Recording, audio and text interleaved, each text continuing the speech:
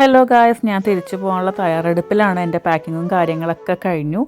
അപ്പോൾ ചെറിയ വിഷമത്തിലിങ്ങനെ ഇരിക്കുകയാണ്. ആ സമയത്ത് എനിക്ക് അഞ്ചേച്ചി ഒരു സർപ്രൈസ് കണ്ടിട്ടുണ്ടായിരുന്നു. ഇത് വാലൻറ്റൈൻസ് ഡേയുടെ ഒരു ഗിഫ്റ്റ് പോലെ എനിക്ക് തന്നാണ്. കുറച്ചധികം ചോക്ലേറ്റ്സ്, ഡയറി മിൽക്സും കാര്യങ്ങളൊക്കെ. ഇത് ഇനി ബാഗിൽ കൊള്ളുമോയെന്നും കൂടെ എനിക്കൊന്ന് നോക്കണം. അതിനുശേഷം ഞാൻ പോയി കുളിച്ചു. എനിക്ക് വെളുപ്പിനെയാണ് ഫ്ലൈറ്റ്, അതായത് 7 മണിക്കാണ് ഫ്ലൈറ്റ്. പക്ഷേ എനിക്ക് 3 മണിക്കെങ്കിലും എയർപോർട്ടിൽ എത്തണമായിരുന്നു. പുതിയ സാധനമൊക്കെ കഴുത്തി കയറി താലി, എന്താ ചെയ്യുക അല്ലേ. പിന്നെ ഞങ്ങൾ ഡ്രസ്സ് മാറി. ഞാൻ അഞ്ചേച്ചിക്കും എനിക്കും വേണ്ടി ഒരേപോലത്തെ ജംപ് സ്യൂട്ട് കൊണ്ടുവന്നിട്ടുണ്ടായിരുന്നു, ബ്ലാക്ക് കളറ്. അപ്പോൾ അത് ഞങ്ങൾക്ക് ഇത്രയും ദിവസം ഇടാൻ സമയം കിട്ടില്ല, കല്യാണ തിരക്കും കാര്യങ്ങളൊക്കെ ആയതുകൊണ്ട്. ഈ പോകുന്ന അന്ന് വെളുപ്പിന് അതിട്ട് കുറച്ച് പ്രകടനങ്ങളും ഫോട്ടോ എടുക്കലും ഷോയും ഉണ്ടായിരുന്നു. ഗീഗോ ആയിരുന്നു ഞങ്ങളുടെ ഫോട്ടോഗ്രാഫർ. അപ്പോൾ ഞങ്ങൾ അതൊക്കെ ഇട്ട് ഫോട്ടോ ഒക്കെ എടുത്ത് നല്ല അടിപൊളി കുറേ ഫോട്ടോസൊക്കെ കിട്ടിയിട്ടോ.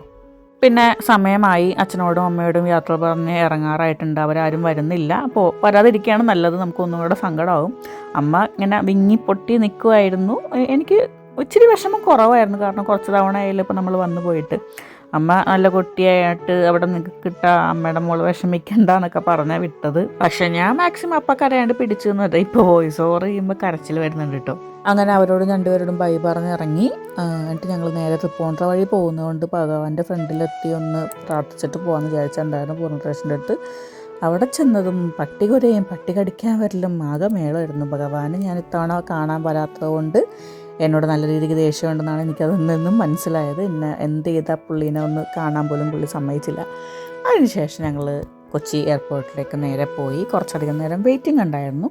അപ്പോൾ അഞ്ചേച്ചി ഞാനും ഗീഗോ ചേട്ടനും കൂടെ അവിടെ വെയിറ്റ് ചെയ്തിരിക്കുകയാണ്. ഇതിൻ്റെ ഇടയ്ക്ക് ഞങ്ങൾ കുറച്ച് ഡ്രിങ്ക്സൊക്കെ മേടിച്ച് കുടിച്ചിട്ടുണ്ടായിരുന്നു. ഒന്നും കഴിച്ചിട്ടുണ്ടായില്ല, ഏർലി മോർണിംഗ് അല്ലേ. അങ്ങനെ കുറച്ച് നേരത്തെ ഒരു മണിക്കൂറത്തെ വെയിറ്റിങ്ങിന് ശേഷം ഏകദേശം ടൈം ആയപ്പോഴേക്കും ഞാൻ എൻ്റെ സാമഗ്രികളൊക്കെ എടുത്തുകൊണ്ട് പോകുവാണ്.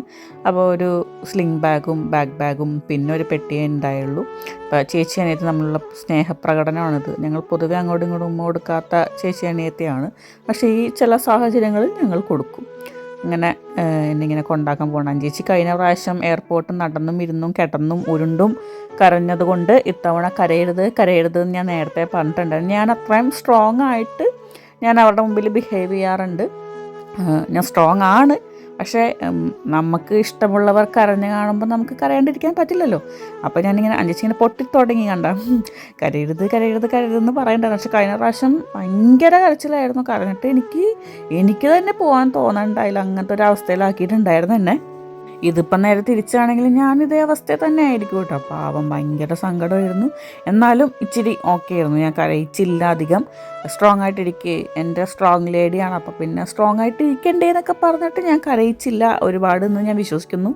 അങ്ങനെ ഒരുപാട് സങ്കടത്തോടു കൂടിയും എത്രയും പെട്ടെന്ന് തന്നെ തിരിച്ചു വരാം, എല്ലാവരും കാണാം എന്ന പ്രതീക്ഷയോടുകൂടി ഞാൻ അതേ പോവുകയാണ്. അകത്ത് എന്നെ കാത്തൊരു സർപ്രൈസ് ഇരിപ്പുണ്ട്. ഞാൻ അതിൻ്റെ എക്സൈറ്റ്മെൻറ്റിലും കൂടെ ആയിരുന്നു. അത് ഞാനിപ്പോൾ വഴിയെ പറയാം. അങ്ങനെ ചേച്ചിനെ ഗീഗോ ചേട്ടനും ടാറ്റയൊക്കെ കൊടുത്ത് ഞാൻ എൻ്റെ പോലീസ് ജസ്റ്റ് ചെക്ക് ചെയ്ത് ഞാനിങ്ങനെ അകത്തേക്ക് കയറി. ഇവിടെ എന്നെ കാത്തുള്ള സർപ്രൈസ് എൻ്റെ മീനു ആയിരുന്നു. അവളുടെ ഒരുപാട് വർഷത്തെ ആഗ്രഹമാണ്. ഞാൻ അവളെ പരിചയപ്പെട്ടിട്ട് 10-15 വർഷമായി. ഒരുപാട് കാലത്ത് അവളുടെ ആഗ്രഹമാണ് എയർപോർട്ടിൽ അവൾക്കൊരു ജോലി മേടിക്കാനുള്ളത്. അങ്ങനെ ഫൈനലി അവളത് സാധിച്ചെടുത്തു. അവൾ ഈ യൂണിഫോമിൽ കാണാനുള്ളത് എൻ്റെ വലിയ ആഗ്രഹമായിരുന്നു. ഞാൻ വന്ന ദിവസവും എന്നെ പിക്ക് ചെയ്യാൻ മീനു വന്നിട്ടുണ്ടായിരുന്നു. പക്ഷേ എനിക്ക് യൂണിഫോമിൽ കാണാൻ പറ്റില്ല. ഇന്ന് എനിക്കതും സാധിച്ചു. എൻ്റെ മീനിനോട് ഞാൻ ഒരുപാട് പ്രൗഡാണ്. അങ്ങനെ അവളെയും കണ്ട്. അപ്പോൾ ഞങ്ങൾ ഇങ്ങനെ മീറ്റ് ചെയ്യുന്ന മൊമെൻ്റ് അഞ്ചേച്ചി പുറത്തുനിന്ന് ക്യാപ്ചർ ചെയ്ത വീഡിയോ ആണിത്. അഞ്ചേച്ചിയും ഭയങ്കര പ്രൗഡായിട്ടുള്ളൊരു മൊമെൻ്റ് ആയിരുന്നു ഇത്. അതിന് ശേഷം എനിക്ക് ടിക്കറ്റൊക്കെ കിട്ടി, ചെക്ക് കഴിഞ്ഞു. എല്ലാം ചെക്ക് ചെയ്തതിന് ശേഷം ഞാനിങ്ങനെ എൻ്റെ ഫ്ലൈറ്റ് നോക്കി വെയിറ്റ് ചെയ്ത് ഇങ്ങനെ ഇരിക്കുകയാണ്.